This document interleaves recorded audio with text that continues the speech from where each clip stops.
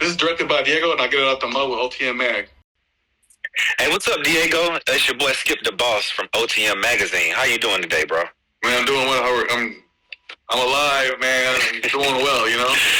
Nah, that's good. That's good. For the people just now tuning in, we got Diego from Detroit. He's a video maker, a legend out there in Detroit. He's worked with some of the best artists in Detroit to include Big Sean, Sada Baby, Ohara. These are some artists out there in Detroit that, the videographer scene, like if you're an artist and you need a video, Diego is the guy you want to go to. So I really appreciate you taking the time to sit down with us, Diego, to talk about that come up of yours and how and what type of drive brought you to the position you're in today. So let's get right into it, man. If you ain't got nothing for me, let me jump right into it. So before people knew your work, before people knew Diego the videographer and the go-to person in Detroit to shoot your music videos, who was Diego? Can you take us back to how you got into directing and what pulled you into this lane? I mean, what got me into directing, honestly, was the love of movies. You know what I mean? Like, me and my friends, we made a short film. It was pretty bad, actually, because we didn't really know anything about cameras. We didn't know anything about anything besides the fact that we just loved, like, movies. And we were fascinated by how they were made. So we were like, man, let's make a movie, And, one of my buddies had a video camera. He had a nice one, actually, because he was kind of in that world a little bit. So we just hit the ground running, and we stumbled for sure. We fell. I ain't gonna lie, we fell. But hold on, I gotta keep getting a call. Sorry, my bad. My mistake. It's all good. So yeah, we hit the ground running and fell, but like after that, it came out. We put it in the theater. Like some people from, a good amount of people from my neighborhood came out and supported, which was, to me, it was like, damn. And I just told him, I was like, you know what? I think I'm gonna just try to do music videos and try to do other stuff to kind of like sharpen up, get better at this. And then I'm like, and once I'm better, we'll just jump right back in. And it snowballed into what it is now. And that was 2013, but I didn't really start taking music videos serious to like middle, maybe 14, 15, you know what I'm saying? Okay. Like I did some in 14, a little bit in 15. 15 was really when I started doing a lot for real, but and yeah, man, kind of snowballed to what it is right now. And then like now it's like it's this thing where it's like you said, like a lot of people just hit me up to do these videos. They want to do concepts or storylines, and I'm usually the guy they'll send me songs, and the first thing they'll be like, we'll just send you the song, whichever one you want to do, let's go with that. And I'm like, all right, so like I've gotten the freedom to do that, which is kind of dope. But no, it doesn't always work like that. Usually, but for the most part, like there's a lot of artists that do give me that freedom. But yeah, man, it was just one thing that I'm barely about to get back into making movies. Okay. But I've never been doing it so long. I didn't realize that all this time passed. But like, it was one of those things. I'm like, I had to learn all these things, make all these mistakes. Because if I had tried to go back to make a movie earlier in my career, I probably would have made the same mistakes and kind of not, you know what I mean? Now it's like, all right, I know how to run a set. I know how to do this. I can almost probably do it by myself if I needed to. You know what I'm saying? Right. Thankfully, I have people around me that I have a network that I don't have to. But I got to that point in my career where I'm like, all right, I can do this. I'm this good that I can do this by myself if I have to do something like that. Awesome. Yeah, I understand. So being from that Detroit scene and having that network of people around you, I'm sure that's had an effect on the type of content that you produce. Tell me about how Detroit has left an impact on you and influenced the type of art that you created. Man, so Detroit, we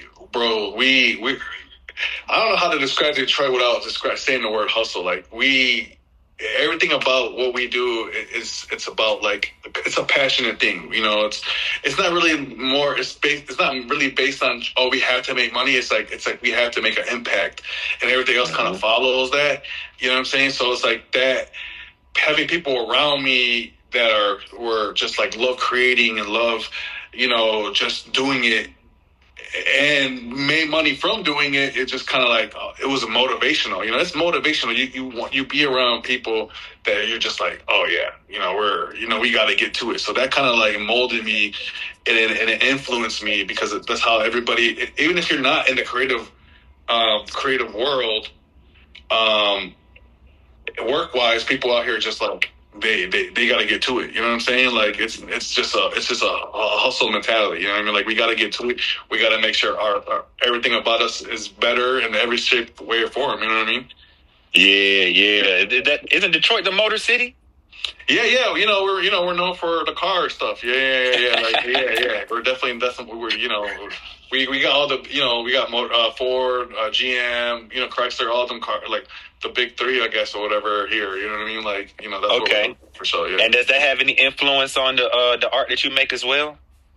I mean, yeah, we're in an industrial city. You know what I'm saying? It's very like it's got a certain texture to it. You know what I mean? So when we shoot, we look for like the character and things. A lot of our stuff tends to be a little bit more grittier in a sense. You know what I'm saying? Like yeah.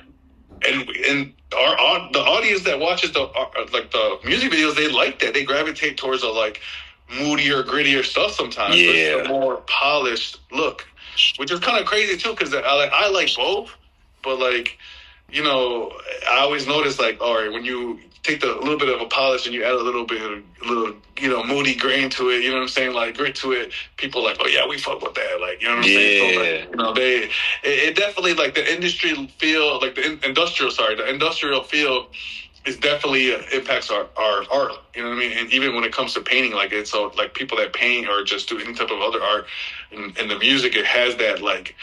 I mean, I don't want to keep using the word grittiness to it, but it has that raw, like, that raw feel, because that's what the city, like, if you look outside, it has that feel. You know what I mean? When like, you think of a car mechanic, man, they get their hands dirty, and I feel like people from Detroit get their hands dirty. You know what I'm saying? Yeah, but we're a blue collar city, bro, for sure. Right. 1,000%. Yeah, all the way around. You know what I mean? And all right.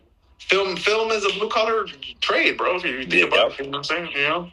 Them people on that set, they get their hands dirty. You got to get out there in the cold, the rain, the wet. It don't matter. You got to get out there and get that content, man, for the people.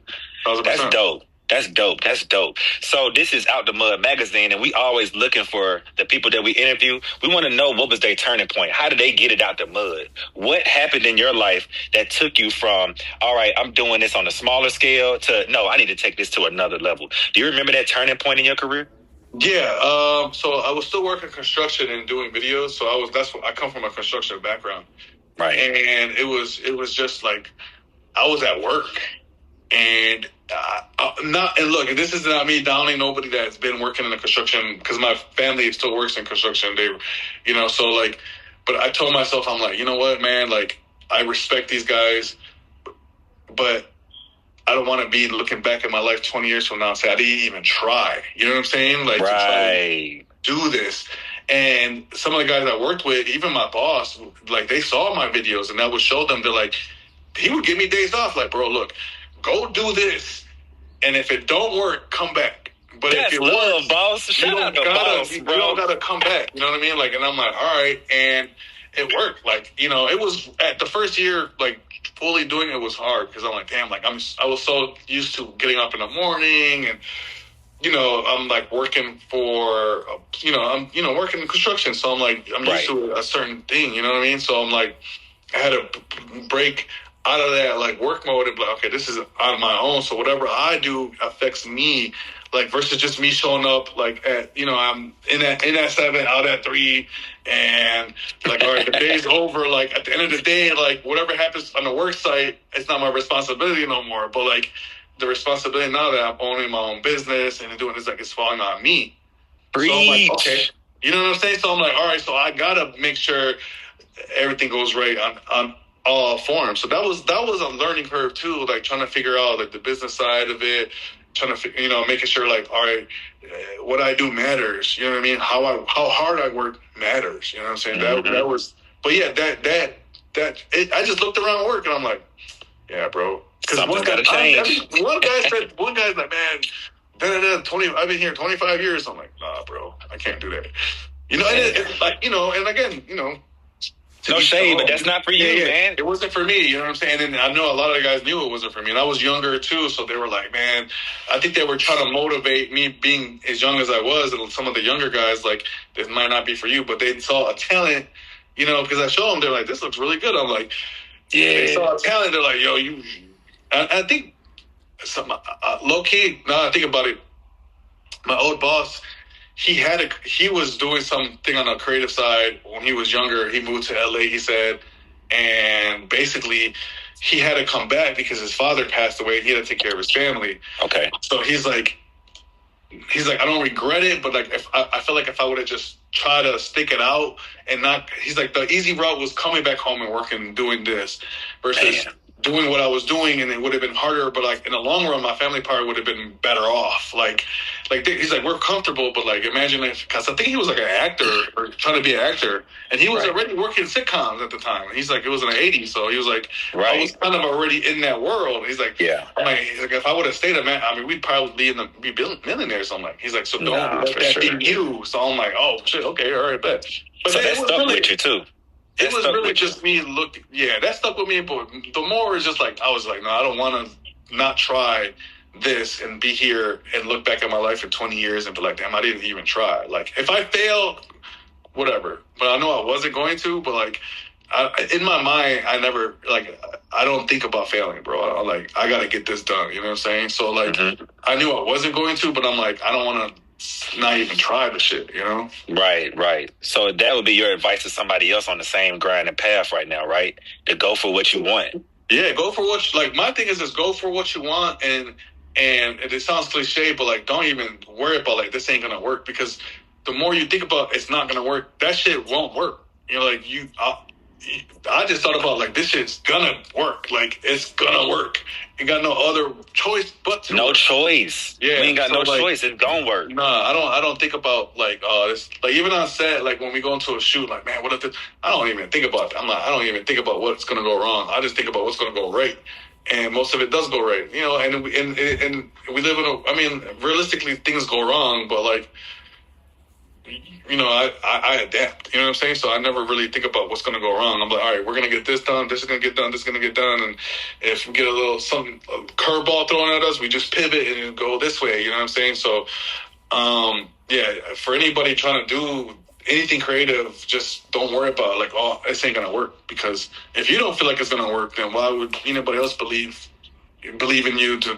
And that's what I think helped too. Like a lot of my family members were like, well, if you feel like it's gonna work, then we got your back, and you know, so like they did, you know what I'm saying? They would share my stuff. They would, you know, it just when you believe in yourself and people hear it, they feel it that you believe in it, and it's never gonna fail.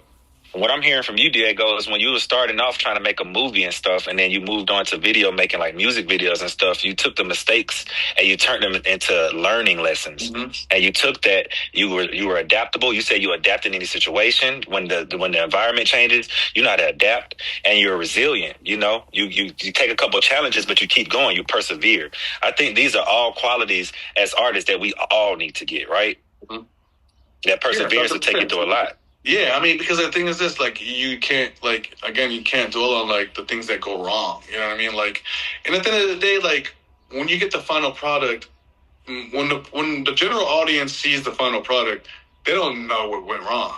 Right. They never know. Like, when you watch a movie, you know, like, oh, something went wrong on that set. Like, probably, you don't think about that. You're enjoying the experience. So that's what I think about. I'm like, all right, what's going to be the final experience? You know, so if I dwell on the fact that this happened on set, the general audience that's going to, all the millions of people or thousands of people that see this, never going to know that. You know, they're just going to see the final product. So whatever makes the final product look as best as possible, and given the circumstance, and that's what I always worried about. So like, yeah, worry about the final product, like the journey and the journey to get to that final product is always dope, and it's gonna be ups and downs. But like to me, it's just like whatever. As long as the final product is great, there's nothing else that you should worry about. You know what I mean? Hey, man, take notes. If you're listening, take notes. This man is a professional. He's been in the industry over 10 years. He's made money from this passion. You know what I mean? So make sure you're taking notes if you're listening. I got one more thing from Diego. I appreciate you taking this time for us. No, sure. But as someone running a company like ours, what do you look for when partnering with videographers and content creators? What should we be doing right now to attract bigger clients, better deals, and stronger opportunities? So, what I look for normally is consistency. You know what I mean? Consistency and what people do to push forward, because a lot of times you can get stuck in just kind of doing the same routine, you know what I mean, the same feel. So when I partner up with like, or if I find somebody that's like, say like for example, a super dope BTS person, you know what I mean, or right, whoever's creating content, I'm like, all right, like they're consistently doing stuff, and they're progressively getting better, and they're always, I feel like, trying new things, you know what I mean? Because sometimes you feel like, okay, they can only do that, you know what I mean? And I feel like when you're, for like certain clients, they look for that, the artistic side. They're like, all right, what are you doing to push yourself forward, pushing your brand forward? right. Because they care about your, like, if you care about your brand to pushing it forward and looking at, like, because you do got to pay attention. I don't care what anybody says. Either you're the one leading in innovating, or you're the one keeping up with the innovations that are happening, as far as like, you know, how things change, what things are, something, there's going to be trending things, obviously, but like those come and go. But like, if you have like a pushing forward on like how you're pushing your creative culture forward, like that's what I look for. Like, okay, they because pushing a creative culture forward means you're trying different things. You're not always just sticking to the same, like, all right, if I know how to make, you know, pizza and I only make pepperoni and pizza, like, well, what if I made it this way? What if I tried this way? Now, like, oh, damn, like, you know, this new recipe is good. Like, they changed it up. They made it better. Like, right. I feel like that's what attracts, has helped me with with bigger clients, is that they know, okay, this person, whether it's me or whoever, this person can accomplish this, and that, and that. They can do these different things. So, because sometimes they make music that's, okay, I might have a club record, or I might have a sad record, or I might have a record for the ladies, some more R&B, like, well, this director has R&B work, he has this and there, or this person has, you know, moody type of photos, but they also have, like, you know, commercial looking photos. They also, it's like, once you master something, boom, okay, now it's like, all right, let's try this out, you know? Right. Don't just kind of, I feel like, don't get stuck trying to just do one thing. It's okay to have a niche, but, like, you know, try to, like, just keep it pushing forward with that, because a client likes diversity. They like somebody that can pull things off, because the thing is this, they don't want to just keep jumping around, okay, well, he's only good for that, or she's only good for that. They want to have somebody that's like, well, I make all this different type of music, or I make this type of clothing that's like, okay, whatever it is, they're going to change it. They're going to evolve, and they want somebody that can evolve with them too. So that's probably the best way to say it. Like, as long as you're evolving, that's the best thing that you can do. Is that's what I look for. Like, somebody that can evolve and just be better at that. Because if you look at my earlier work, what you see now, a lot of the stuff was there earlier. You know what I mean? But Right. They know, like, okay, if I just need a running gun, like, don't think about it. Like, that's not what I prefer, but they know I can do it. You know what I mean? Right. Okay. But they know, like, okay, boom. So it's in like, my bag. I got that in my bag. Yeah, I can do it if I need to. Like, just have those things in your bag, like all those different, like, ways to create something, whether it's moody or more commercial and lighthearted. Like, boom, they you know, this person can do that. You know what I mean? Right. Consistency and diversity, y'all. Mm-hmm. Consistency and diversity, that's what attracts bigger clients. You heard it here first. I appreciate your time, Diego. Sure. It was very nice meeting you, bro. I really appreciate you doing this for OTM Mag. All blessings. I appreciate you. I wish nothing but success for the rest of your career, bro. And I hope to talk to you soon, man. Check it out. Skip the boss. Hey there, brands and artists. Ready to elevate your presence? OTM Magazine has the ultimate promo package for you. Imagine a compelling magazine article and blog feature paired with stunning cover art. Ready to get your story out there? Book your blog article right now at otmmag.com. We'll craft a feature that puts your brand in front of thousands of readers.